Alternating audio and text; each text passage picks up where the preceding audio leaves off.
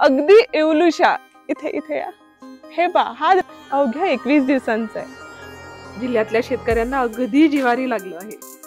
अशा कमीत कमी रसायनांचा वापर करून सांगलीच्या पठ्ठ्यांनी द्राक्षाचं माहेरघर समजल्या जाणाऱ्या सांगलीत नुकत्याच एका द्राक्षाने जन्म घेतलेला आहे. नमस्कार. तुम्हाला माहितीये मी कुठे आली आहे? मी आली आहे द्राक्षांच्या शहरात. मी आली आहे तासगावात. आणि तासगाव फेमस आहे द्राक्षांसाठी, मनुक्यांसाठी. आणि मी तुम्हाला दाखवणार आहे द्राक्षांचा प्रवास अगदी येवलुशा इथे इथे या.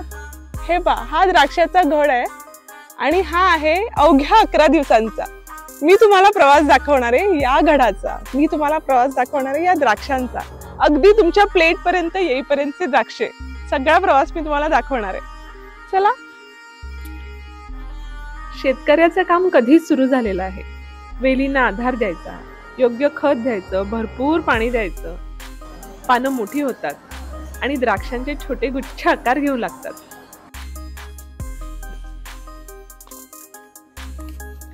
हा जो घड बघताय तुम्ही, हा घड आहे ना द्राक्षांचा, हा अवघ्या 21 दिवसांचा आहे. म्हणजे द्राक्षांचं पीक यायला किमान 4 महिने लागतात.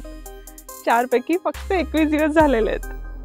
वेलींवर फुलं येतात आणि निसर्गाची मदत मिळते.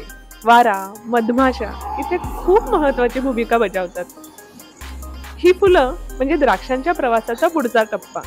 आणि हो, हे फक्त रोप नाही बरं का, हे शेतकऱ्याचं स्वप्न आहे. 10-1 वर्षापूर्वी जिल्ह्यातील शेकडो कंटेनर समुद्रातून परत पाठवण्यात आले. जिल्ह्यातल्या शेतकऱ्यांना अगदी जिव्हारी लागलं आहे. ही नाचक्की पचवून शेतकरी नव्याने उभा राहिला.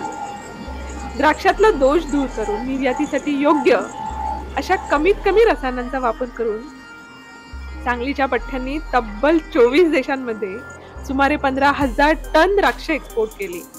त्यात युरोप, अमेरिका, ऑस्ट्रेलिया, आफ्रिका आणि एशिया या खंडातले बरेच देश आहेत. आणि हे जे माझ्या बाजूला दिसत आहे, जरासं जवळ आहे, हे जे माझ्या बाजूला दिसत आहे ना, हे अवघे 45 दिवसांचे आहेत. 11 दिवसांची पोंगा स्टेज, 21व्या दिवशी कळी डीप स्टेज, 40-45 या दिवशी फ्लावरिंग सेट, 45 ते 50 या दिवशी मनी सेट. या वेगवेगळ्या स्टेजेस मधून हे सगळे घड जात असतात. आज डे आहे 63 आणि ही व्हरायटी आहे सुपर सोनाकाची. चांगली याच्यासाठीच प्रसिद्ध आहे, द्राक्षांसाठी. आणि मी एकदम प्राऊडली सांगू शकते की हे माझं गाव आहे.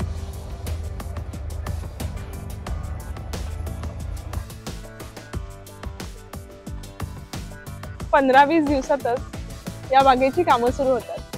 म्हणजे तुम्ही जे द्राक्षे खाता त्यासाठी हा आपला बळीराजा, आपला शेतकरी राजा वर्षभर झटत असतो. वर्षभर प्रत्येक महिन्यात त्याचं छाटणी, त्याचं डिपिंग, त्याचं काही ना काहीतरी काम चालूच असतं.